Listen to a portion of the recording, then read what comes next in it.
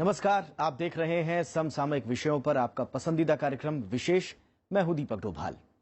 अगर आपने हॉलीवुड की प्रसिद्ध film catch me if you can देखी होगी तो आपको पता होगा कि फ्रैंक एबैग्नेल नाम के एक जालसाज ने कैसे बैंक चेक्स की खामियों का फायदा उठाया। अमेरिकी सरकार ने उसे पकड़ा जरूर, लेकिन उसके टैलेंट को जाया नहीं होने दिया।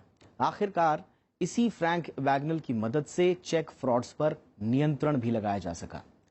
कहने का मतलब यह है कि अगर किसी भी दिमाग या तकनीक का इस्तेमाल सही दिशा में हो तो नतीजे पलटते देर नहीं लगती।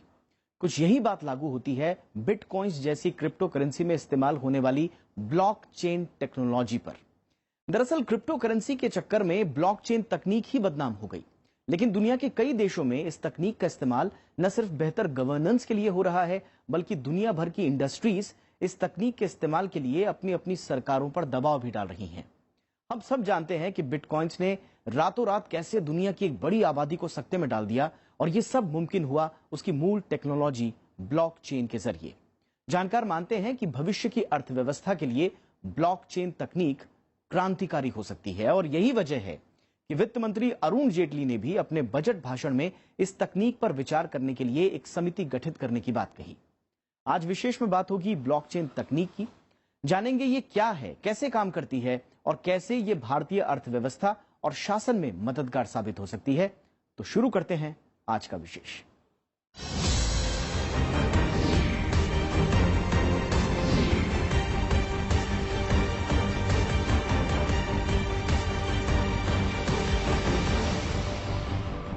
हाल ही के दिनों में बिटकॉइंस और दूसरी क्रिप्टो करेंसीज काफी लोकप्रिय हुई। हालांकि क्रिप्टो करेंसी को लेकर कई तरह की शंकाएं जताई जा रही हैं, लेकिन इसके लेन देन से जुड़ी तकनीक जो इसके मूल में है, ब्लॉकचेन तकनीक, इसे आधुनिक समय का एक क्रांतिकारी आविष्कार माना जा रहा है। ये एक तरह का आभासी बही खाता है जिसमें सूचना के लेन देन को उससे पहले ब्लॉक यानी सोर्स से लेकर आखिरी ट्रांजैक्शन तक का हिसाब किताब जुड़ जाता है, यानी सूचनाओं के ब्लॉक्स की एक चेन। आइए जानते हैं ब्लॉकचेन के बारे में।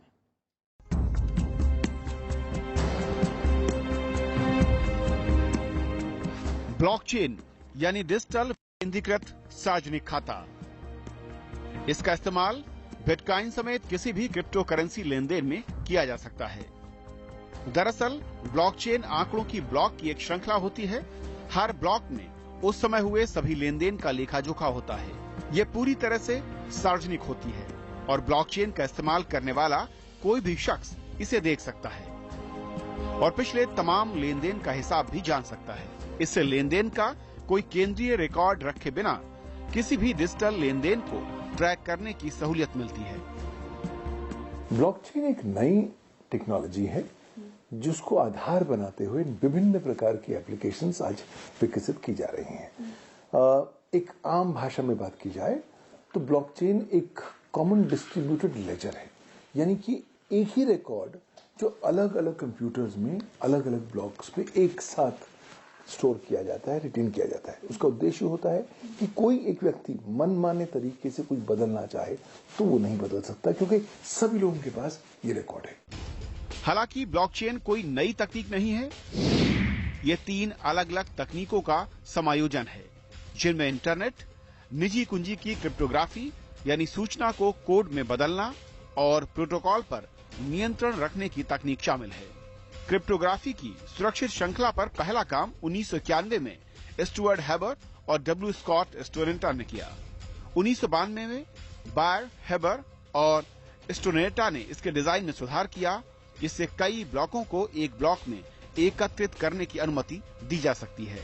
पहली ब्लॉकचेन को पहली बार 2008 में सतोशी नाकामोतो के किसी व्यक्ति या समूह ने क्रिप्टो करेंसी के लिए इस्तेमाल किया। 2016 में रूसी संघ की केंद्रीय प्रतिभूति डिपॉजिटरी ने ब्लॉकचेन प्लेटफॉर्म पर आधारित एक पायलट परियोजना की घोषणा की, जिससे ब्लॉकचेन का इस्तेमाल स्वचालित मतदान प्रणाली के लिए किया जा सकता है।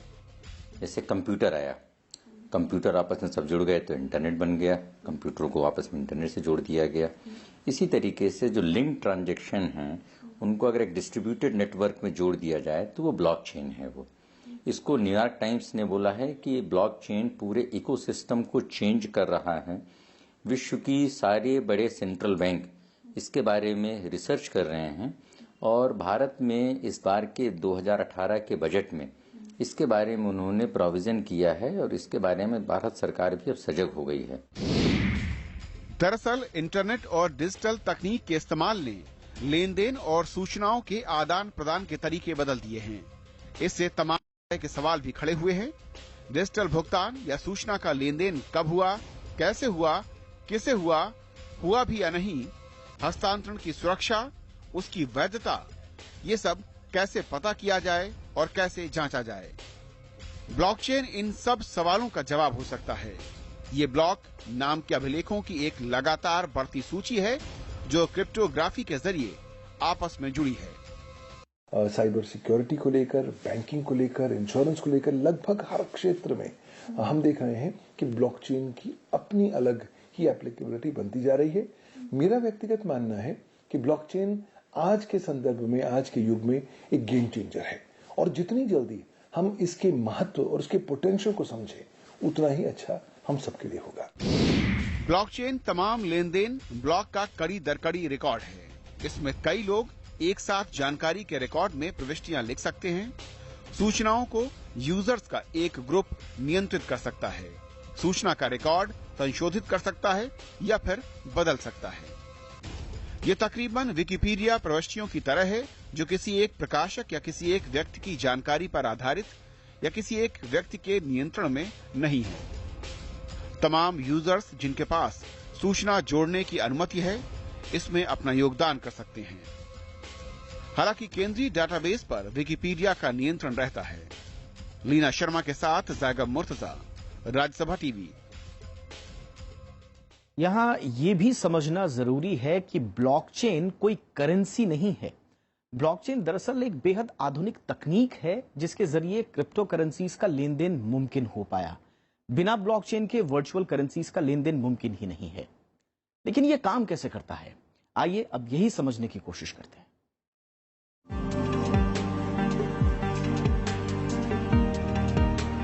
आप जब कभी किसी दुकान पर जाते हैं तो दुकानदार को सामान के एवज में पैसा देते हैं, लेकिन यही खरीदारी जब आप ऑनलाइन करते हैं तो लेन देन यानी ट्रांजैक्शन के लिए आपको बिचौलिए प्लेटफॉर्म की जरूरत पड़ती है, जैसे कि पेटीएम वगैरह। इसी तरह जब आप किसी के खाते में पैसे भेजना चाहते हैं तो बीच में बैंक होता है। बैंक आपके खाते से पैसा लेकर दूसरे के खाते में ट्रांसफर करता है और लेन देन से जुड़ी जानकारियों का हिसाब या बही खाता मेंटेन करता है। ब्लॉकचेन दरअसल इसी तरह का एक वर्चुअल बही खाता है। अब ब्लॉकचेन से फायदा ये हुआ कि हर एक यूजर जो है डेटा बराबर ओन कर सकता है, इसलिए जो डेटा ट्रांसफर करने की जो समय निकलता है वो खत्म हो गया, क्योंकि पीयर टू पीयर हम लोग अपडेट हो जाते हैं एक साथ। तो ब्लॉकचेन ये नई टेक्नोलॉजी है जिसपे बहुत सारे प्रोडक्ट्स अब आने शुरू हो गए, इंक्लूडिंग फाइनेंशियल प्रोडक्ट्स। ब्लॉकचेन तकनीक में बैंक और बिचौलियों की भूमिका खत्म हो जाती है और पीर टू पीर यानी एक व्यक्ति से दूसरे व्यक्ति तक सीधे ट्रांजैक्शन हो जाता है। ब्लॉकचेन दरअसल एक डिस्ट्रीब्यूटेड लेजर या डेटाबेस है जिसकी जानकारी लेन देन से जुड़े हर नोड या कंप्यूटर या इंसान तक होती है।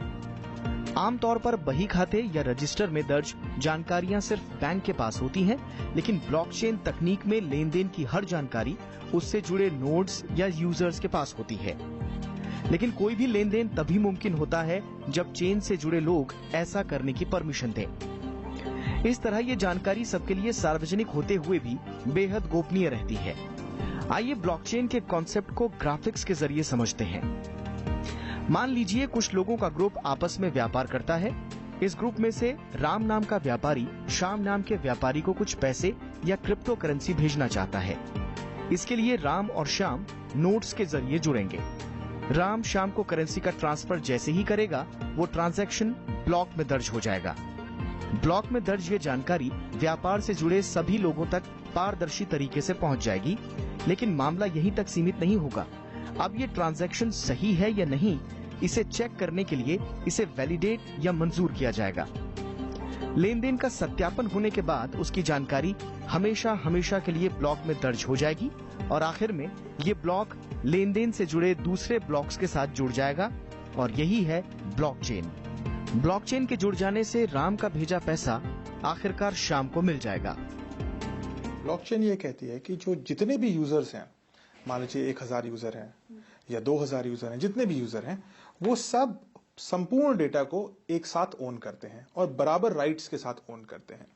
तो मतलब यह है कि मान लीजिए 2 लोग इस डेटा को ओन करते हैं, तो इन दोनों के पास ये सारा डेटा है और जो ये एक डेटा चेंज हुआ, ये डेटा अपने आप इसको भी रिफ्लेक्ट हो जाएगा और इन द रियल टाइम हो जाएगा। मतलब इसमें कोई एक्सचेंज नहीं होगा, ये पीयर टू पीयर आपस में एक दूसरे को जान लेंगे। तो इसमें कोई सेंट्रल पॉइंट नहीं होता कि डेटा यूं जाए और वापस आए इधर, बल्कि आपस में एक दूसरे का डेटा ऑन कर लेते हैं। ट्रांजैक्शन को पूरा करने के लिए ब्लॉक्स को सॉल्व करना बेहद जरूरी है, लेकिन इसमें एक बहुत ही जटिल गणितीय प्रणाली होती है जिसे प्रूव करने के लिए आपको लाखों कैलकुलेशन प्रति सेकंड करने पड़ते हैं। उसके बाद ही ट्रांजैक्शन कंफर्म होता है, इसीलिए इसे बेहद सुरक्षित माना जाता है। इंटरनेट पर blockchain.info जैसी कई वेबसाइट्स मौजूद हैं, जहां लॉगिन कर आप ब्लॉकचेन से जुड़ सकते हैं और अपना वर्चुअल वॉलेट या बटुआ जनरेट कर सकते हैं। ट्रांसफर की गई रकम आपके वर्चुअल वॉलेट में ही आएगी। उसके लिए आपको एक एड्रेस भी जनरेट करना होता है। Bureau report, Rajya Sabha TV. Blockchain तकनीक केवल क्रिप्टो करेंसी तक ही सीमित नहीं है, बल्कि इसके जरिए वित्तीय प्रणाली, शिक्षा, स्वास्थ्य, रियल एस्टेट जैसे तमाम क्षेत्रों को बेहतर बनाया जा सकता है। आइए देख लेते हैं ब्लॉकचेन तकनीक का इस्तेमाल कहां कहां किया जा सकता है और कैसे कैसे किया जा सकता है।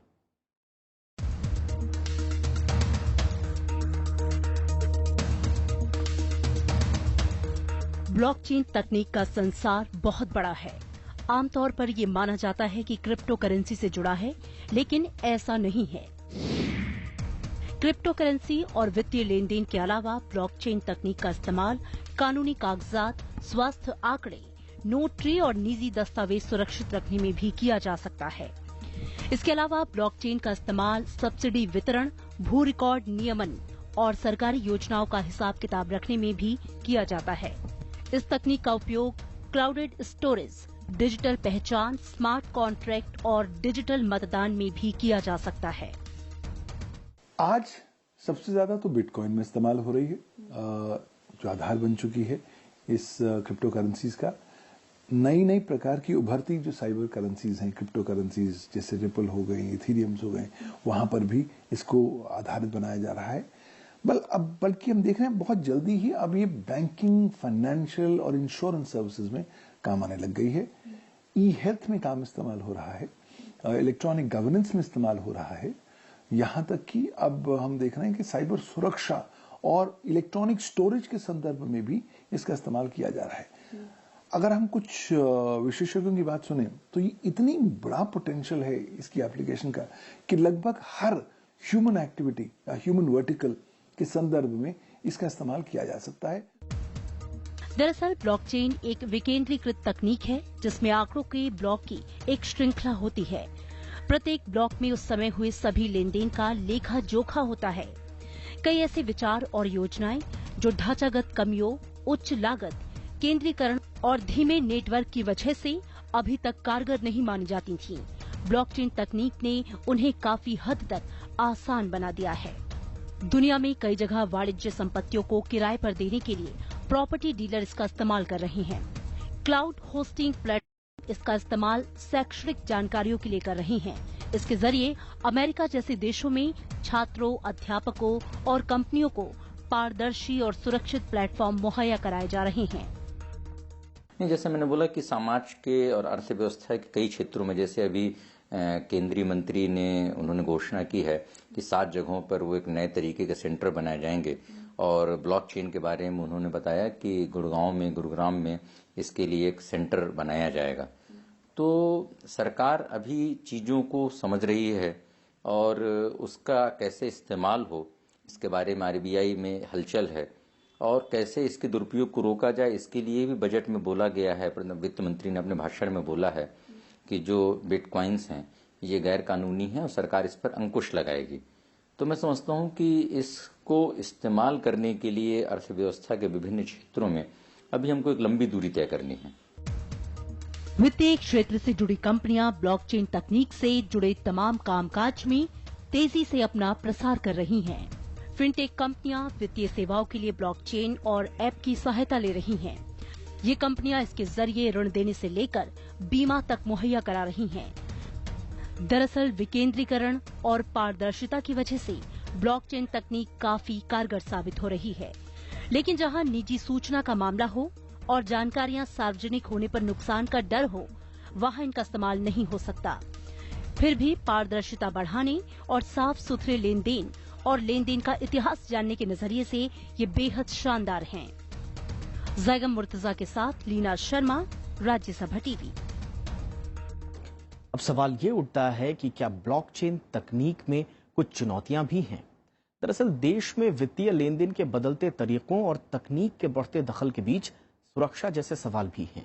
देश में डिजिटल लेन देन के साथ ही फ्रॉड भी बढ़े हैं। ऐसे में ब्लॉकचेन जैसे विकल्प कितने कारगर हैं, ये समझना भी जरूरी है। देश में सरकार का रुझान डिजिटल लेन देन को बढ़ावा देने पर है। हालांकि बिटकॉइन और दूसरी क्रिप्टो करेंसी पर सरकार का नजरिया साफ है। सरकार ऐसी किसी भी करेंसी या भुगतान के तरीके को मान्यता नहीं देती जो सरकारी नियंत्रण या नियमन से बाहर है। ऐसे में ब्लॉकचेन तकनीक की कानूनी वैधता पर सवाल उठना लाजमी है।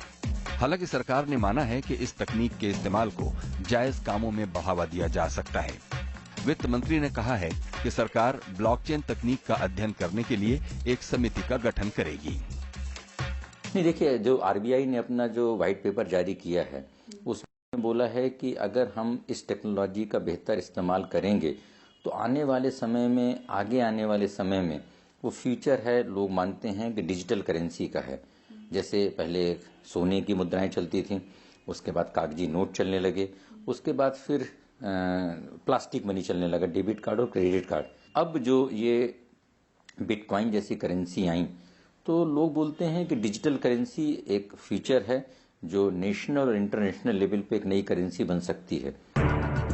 दुनिया भर में तकनीक के दम पर वित्तीय कारोबार तेजी से डिजिटल हुए हैं, लेकिन भारत में इसकी रफ्तार थोड़ी धीमी है। इसकी कई सुरक्षा वजहें हैं और साथ ही जरूरी कानूनों की कमी भी है।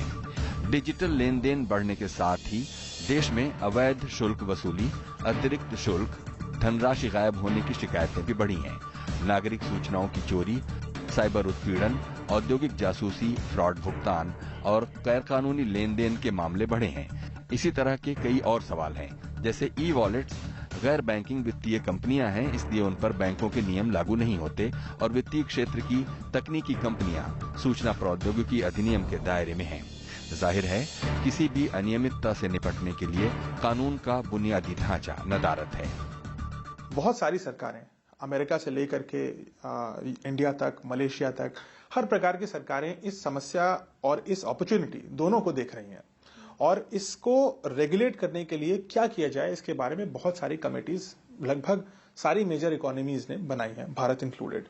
थोड़ी सी एक मूलभूत डिफिकल्टी होगी क्योंकि ब्लॉक से जो करेंसी छपती है, जो रुपए का नोट छपता है, वो एक जगह छपता है और एक संस्था द्वारा नियंत्रित होता है। सबको पता होता है कि कितना नोट छप रहा है और कहाँ छप रहा है, ठीक है। और नकली नोट है तो तुरंत पता लग जाता है। लेकिन ब्लॉकचेन ऐसी चीज है, ब्लॉकचेन टेक्नोलॉजी की वजह से जो बिटकॉइन आएगा वो ऐसी चीज है जो कहीं भी बन सकता है।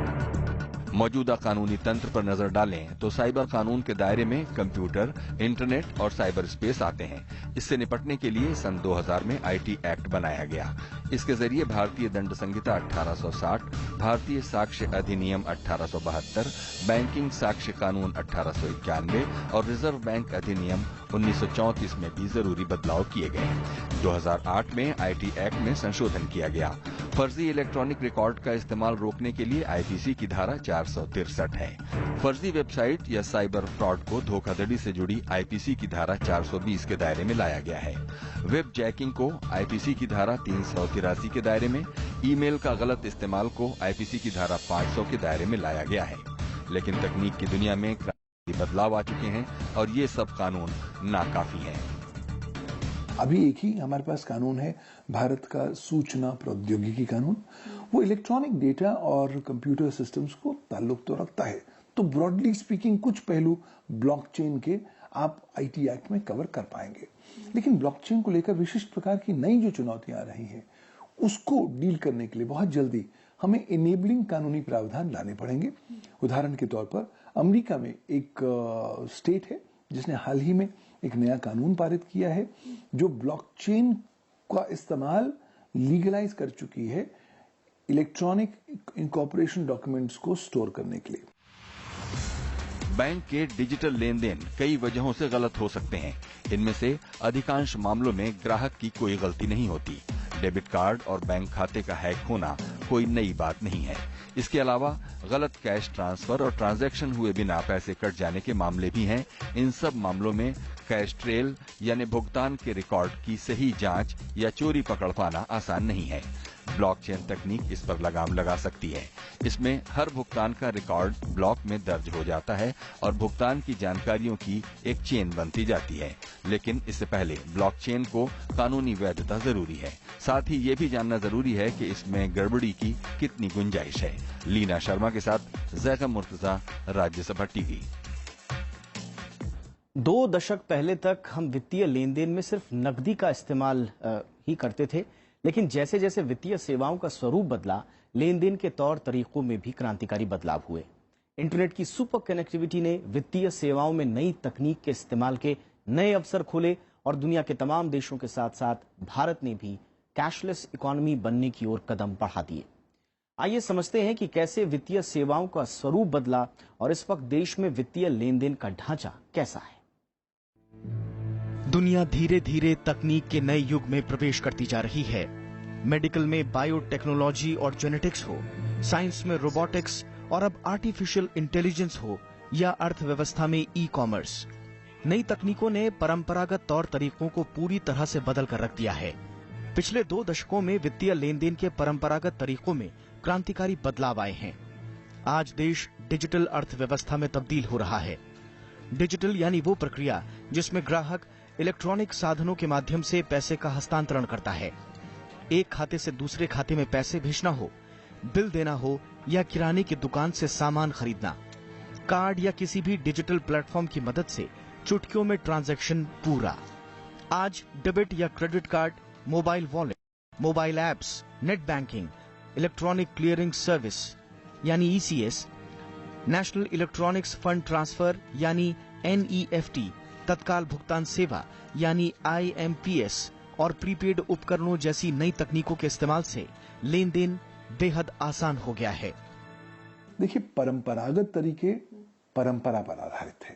परंपरा कहती थी कि सेंट्रलाइज्ड रेगुलेटर होना चाहिए। तो जैसे भारतीय रिजर्व बैंक है, तमाम सारा सेंट्रल रेगुलेटर है, तमाम बैंक्स को रेगुलेट करता है।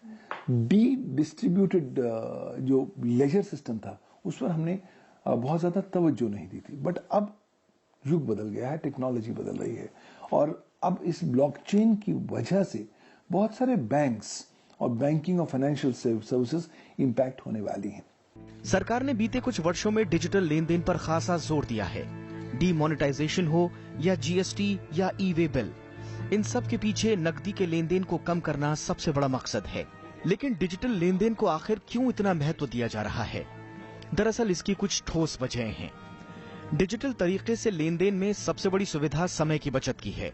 इसके अलावा कैश हैंडलिंग की लागत कम होती है और इसका जोखिम भी कम होता है। व्यक्तिगत स्तर के अलावा इससे समूची अर्थव्यवस्था में नकदी प्रबंधन की लागत भी कम होती है।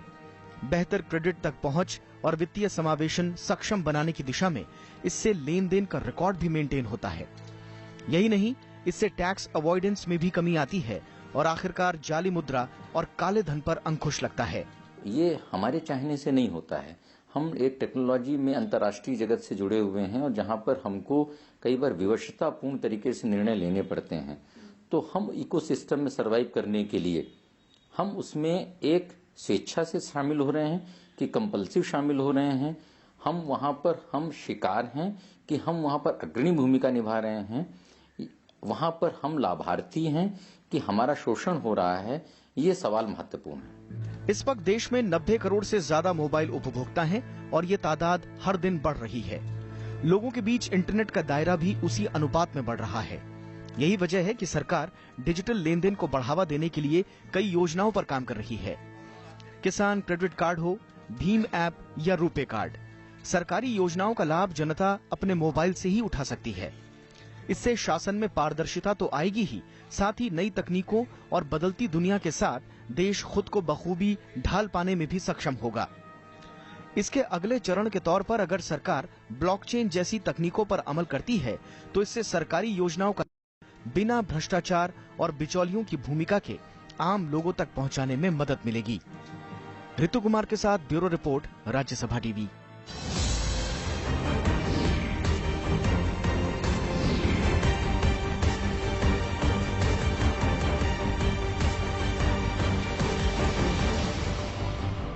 तो ये था आज का विशेष। नमस्कार।